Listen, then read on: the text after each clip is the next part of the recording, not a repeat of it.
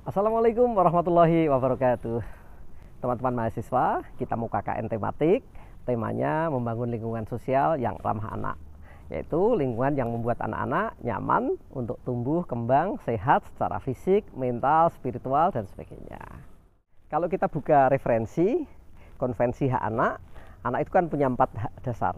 Yang pertama, hak untuk mendapatkan kelangsungan hidup yang baik, dapat gizi yang cukup, dapat layanan kesehatan yang baik, fisiknya baik, dan sebagainya. Yang kedua, mereka juga punya hak untuk mendapatkan perlindungan yang baik, jauh dari kekerasan fisik, kekerasan psikologi, teror, intimidasi, eksploitasi, dan sebagainya. Yang ketiga, anak-anak itu juga punya hak untuk mendapatkan kesempatan tumbuh kembang yang baik dalam lingkungan yang baik. Dan yang terakhir, mereka juga punya kesempatan untuk berpartisipasi dalam kehidupan sosialnya.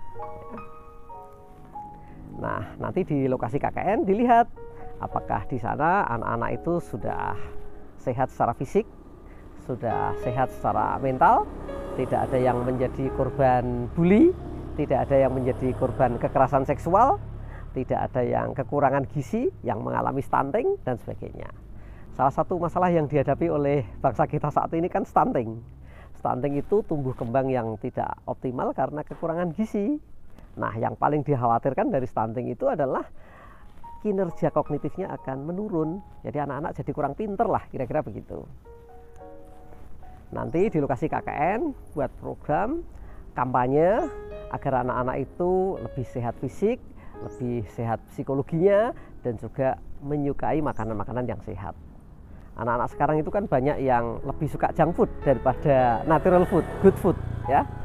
Nah, kemarin ada berita kan, banyak anak-anak usia belajar yang sudah punya penyakit karena pola makan yang nggak baik, yang dimakan junk food, tinggi karbohidrat, tinggi gula, dan sebagainya. Programnya apa yang bisa dilakukan? Banyaklah, cooking class misalnya, atau kalau terlalu keren ya masak-masakan, masak bareng yang menunya sehat, rujakan bareng, dan sebagainya. Itu kelihatannya sepele, tetapi itu secara tidak langsung mengembalikan lagi selera anak pada makanan yang sehat.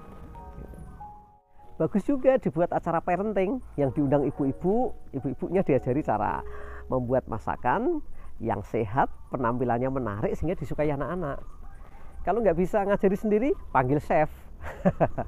Jadi Anda boleh melakukan pemberdayaan secara langsung atau Anda boleh menjadi manajer perubahan itu. Undang ahlinya, undang pakar, undang mentor gitu, ya. Kehidupan sosial anak-anak sekarang ini kan juga sudah berubah. Kalau zaman dulu anak-anak berada dalam lingkungan sosial yang aman, yang sehat. Kalau sekarang kan tidak. Kita bisa menemukan ada kekerasan psikologi di masyarakat kita, ya. Ada pornografi, ada vandalisme, ada kekerasan seksual yang diceritakan oleh banyak media dan sebagainya gitu. Anak-anak kalau dulu sekolah berteman dengan temannya, pulang sekolah mainnya sama temannya lagi. Kalau sekarang kan enggak.